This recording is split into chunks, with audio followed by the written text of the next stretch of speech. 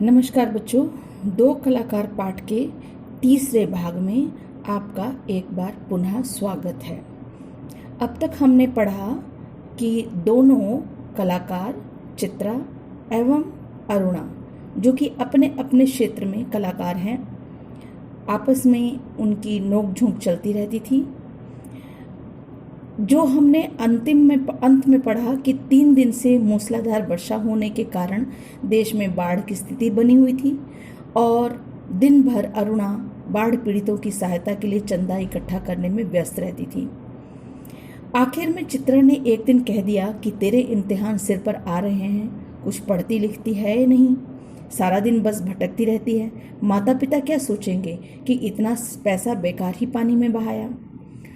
इसके उत्तर में वह कह देती है कि आज शाम को ही स्वयं सेवकों के दल के साथ वह भी बाढ़ पीड़ितों की सहायतार्थ जा रही है। प्रिंसिपल से उसने अनुमति ले ली है। अब हम आगे पढ़ते हैं। शाम को अरुणा चली गई। 15 दिन बाद वह लौटी तो उसकी हालत काफ़ी खस्ता हो रही थी। शाम को अरुणा कहाँ चली गई? जहाँ बाढ़ पीड़ित क्षेत्रों में, जहाँ बाढ़ आई हुई थी। और जब उसकी लौटी तो उसकी हालत काफ़ी खस्ता हो रही थी, क्योंकि वहाँ सुख सुविधाएं भी नहीं थी। निरंतर परिश्रम करते रहने से और स्वच्छ खाना ना मिलने से शायद उसकी स्थिति काफ़ी खराब हो गई थी। सूरत ऐसी निकल आई थी मानो 6 महीने से बीमार हो। चित्रा उस समय गुरुदेव के पास गई थी, गुरुदेव जिनसे वह शिक्षा लिया करती थी चित्रकारिता की। अरुणा नहा धोकर खा पीकर लेटने लगी, तभी उसकी नजर चित्रा के नए चित्रों की ओर गई। 3 चित्र बना रखे थे, तीनों बाढ़ के चित्र थे। जो दृश्य वह अपनी आंखों से देखकर आ रही थी, वैसे ही दृश्य यहाँ भी अंकित थे। उसका मन जाने कैसा कैसा हो गया।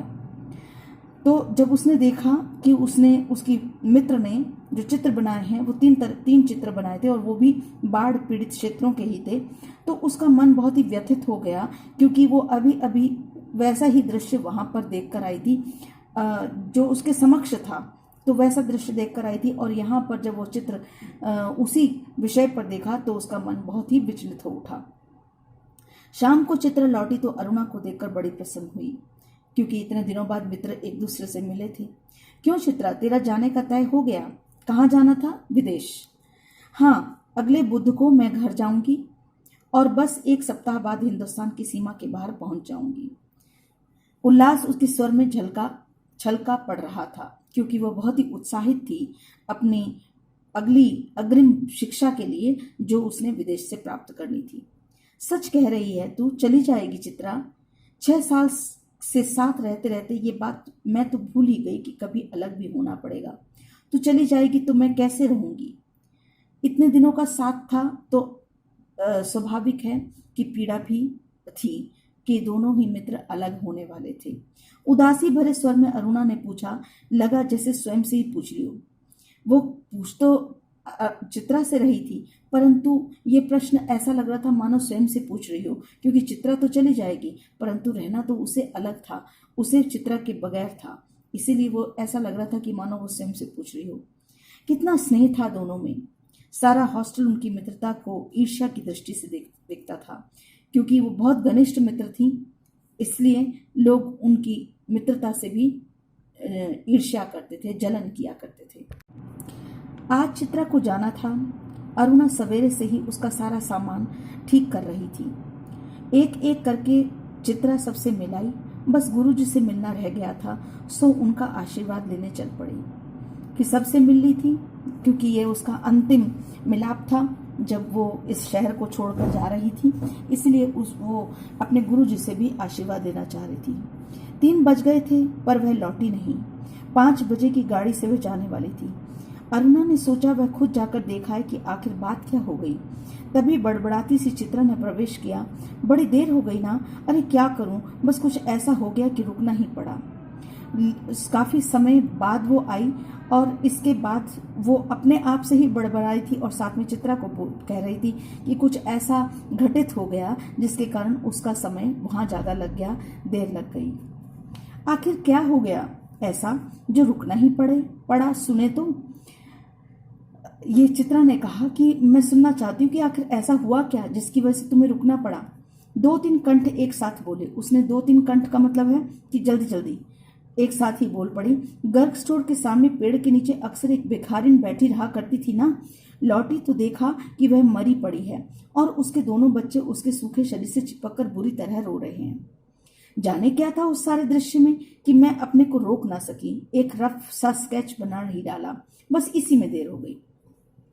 तो जो हमने पहले कहा था कि आदमी को आदमी नहीं रहने देता, जो कलाकार है, जो कला है वो आदमी को आदमी नहीं रहने देती, वो इससे भी आपका ये जो कहना चाहिए कथन साबित होता है।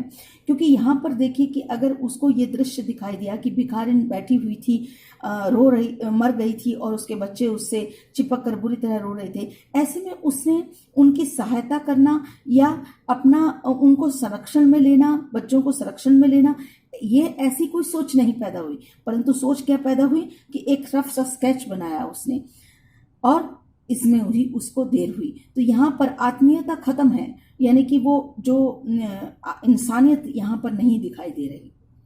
4:30 बजे चित्रा हॉस्टल के फाटक पर आ गई, पर तब तक अरुणा का कहीं पता नहीं था। बहुत सारी लड़कियां उसे छोड़ने स्टेशन तक भी गईं, पर चित्रा की आंखें बराबर अरुणा को ढूंढ रही थी। 5 भी बज गए, रेल चल पड़ी, पर अरुणा ना आई सो ना आई। यहाँ आपने पढ़ा कि चित्रा जो है हॉस्टल छोड़कर जा रही थी और आगे उसकी जो यात्रा थी वो प्रारंभ थी विदेश जाने की। तो ऐसे में वो अरुणा को चाहिए था कि वो उसको छोड़ने जाती, पर अरुणा रेल पर जब तक वो चढ़ भी गई तब तक भी अरुणा ना आ पाई, ना वो उसकी प्रतीक्षा करती रही। विदेश जाकर चित्रा तन मन से अपने काम में जुट गई। उसकी लगन ने उसकी कला को निखार दिया। मतलब कि वहां जाकर के जो चित्रकला में और वो सीखना चाहती थी, उससे और अधिक उसकी जो चित्रकला है वो और निखर गई, अच्छी हो गई। विदेश में उसके चित्रों की धूम मच गई। भिखारिन और 2 अनाथ बच्चों के उस चित्र की प्रशंसा में तो अखबारों के कॉलम भर गए। वही चित्र जो उसने जो रफ स्केच बनाया था, वही चित्र जो है वो शोहरत यानी कि प्रसिद्धि की चरम सीमा पर पहुंच चुका था। अनाथ बच्चों का वह दृश्य प्रशंसा का पात्र बन गया था। हर अखबार में उसकी चर्चा थी। शोहरत के ऊंचे कगार पर बैठे चित्रा जैसे अपना पिछला सब कुछ भूल गई। ये मनुष्य की प्रवृत्ति है कि वो जब ऊंचाई पर पहुंच जाता है तो अपने पिछला भूल जाता है। पहले वर्ष तो अरुणा से वह पत्र व्यवहार बड़े नियमित रूप से चला, फिर कम होते होते एकदम हो गया। ये जो कहा गया पिछला सब कुछ भूल गया, वो अरुणा के संदर्भ में ही आया है कि पहले साल तो उसने अरुणा से नियमित रूप से पत्र व्यवहार करती रही, पत्र लिखती रही, परंतु धीरे धीरे वो एकदम बंद हो गया। क्योंकि दूरियां जो होती हैं मनुष्य को धीरे धीरे सब चीजें भुला देती हैं। पिछले 1 साल से तो उसे यह भी मालूम नहीं कि वह कहाँ है। अनेक प्रतियोगिता में उसका अनाथ शीर्षक वाला चित्र प्रथम पुरस्कार पा चुका था। जाने क्या था उस चित्र में, जो देखता चकित रह जाता। ये तो बच्चों, ये तो आप लोगों को मालूम ही है कि चित्रकार जो है कलाकार इसीलिए कहलाता है क्योंकि वो अपनी कला में उस जो इमोशंस हैं, भावनाएं हैं, उनको डाल देता है। इसीलिए जो उसको पुरस्कार मिलता था, क्योंकि जो भी देखता था उसको चकित रह जाता था, क्योंकि वो इमोशंस, वो भावनाएं, वो सब कुछ उसमें थी। 3 साल बाद जब वह भारत लौटी तो बड़ा स्वागत हुआ उसका। अखबारों में उसकी कला पर, उसके जीवन पर अनेक लेख छपे, क्योंकि वो इतनी प्रसिद्धि प्राप्त कर चुकी थी कि उसका सभी जगह उसके लेख छापे गए।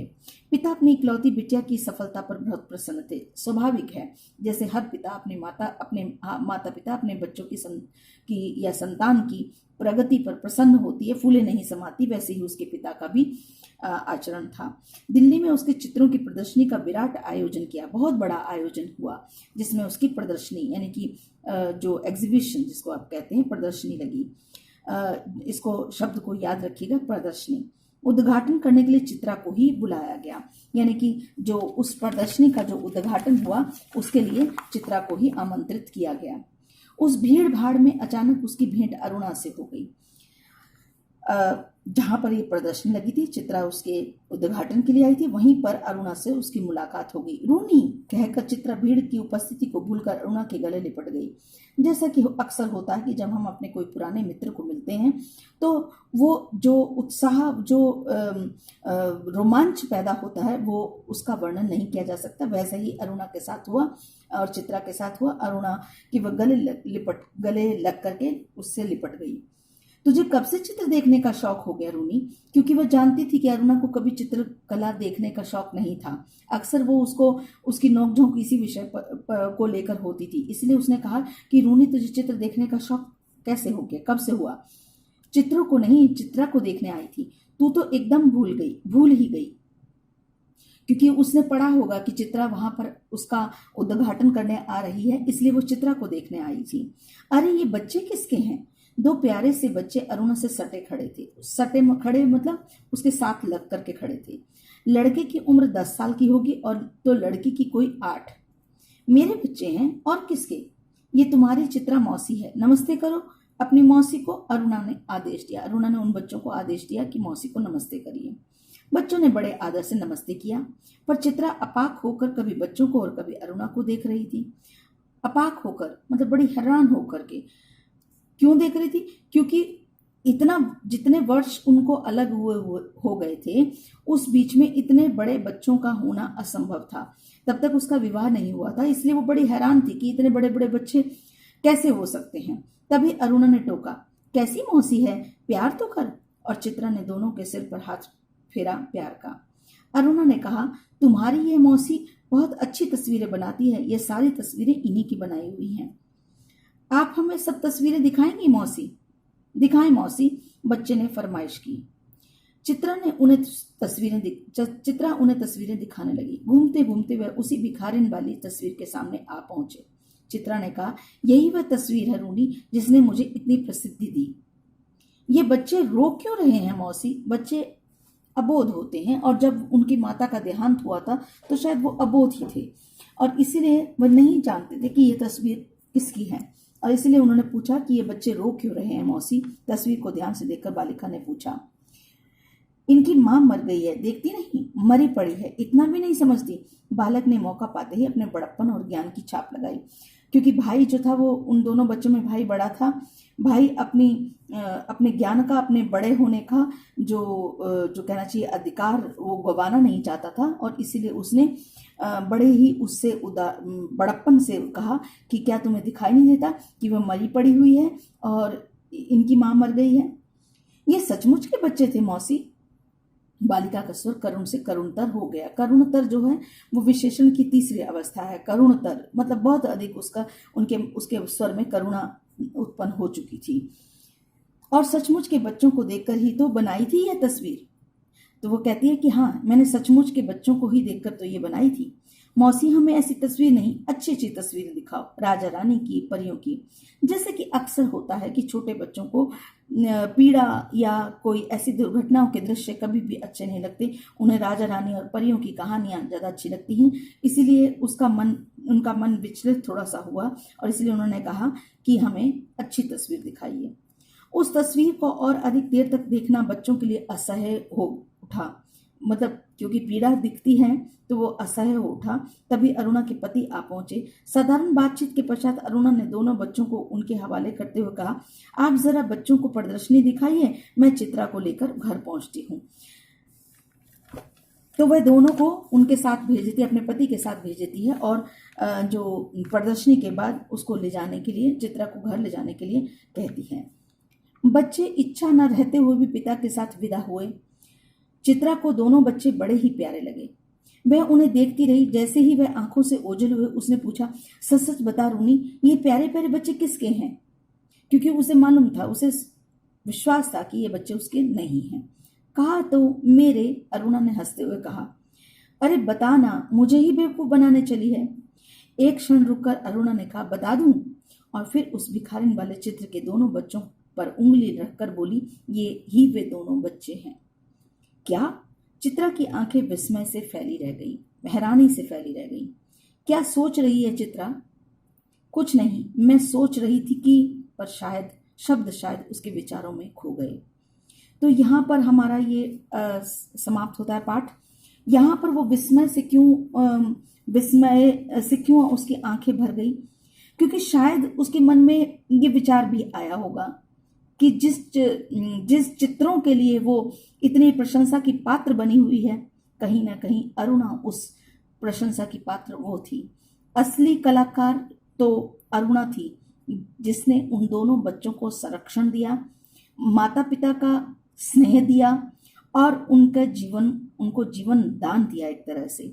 लेकिन चित्रा ने तो मात्र उनकी एक छवि बना करके उसकी प्रशंसा का पात्र बनना ही स्वीकार किया। तो यहाँ पर बच्चों यहीं पर ये प्रश्न भी, हालांकि शीर्षक के आधार पर दोनों ही कलाकार बराबर के हैं, समान हैं, परंतु हम इस अंतिम खंड को पढ़ करके हम ये निर्णय ले सकते हैं कि सचमुच से अच्छा कलाकार वह है जो कि दूसरों के जीवन में खुशियों को ला सके, दूसरों के जीवन में रंगों को भर सके, दूसरों के जीवन को जो है वो हरा भरा बना सके, जैसा कि अरुणा ने किया। तो यहाँ जो है दोनों कलाकार में अरुणा कहीं ना कहीं एक अच्छा कलाकार बनने का श्रेय ले जाती है। तो यही समाप्त करते हैं बच्चों, आपको वर्कशीट दी जा रही है। इसी के साथ ये पाठ यहीं समाप्त होता है। अपनी वर्कशीट कर लीजिएगा। धन्यवाद।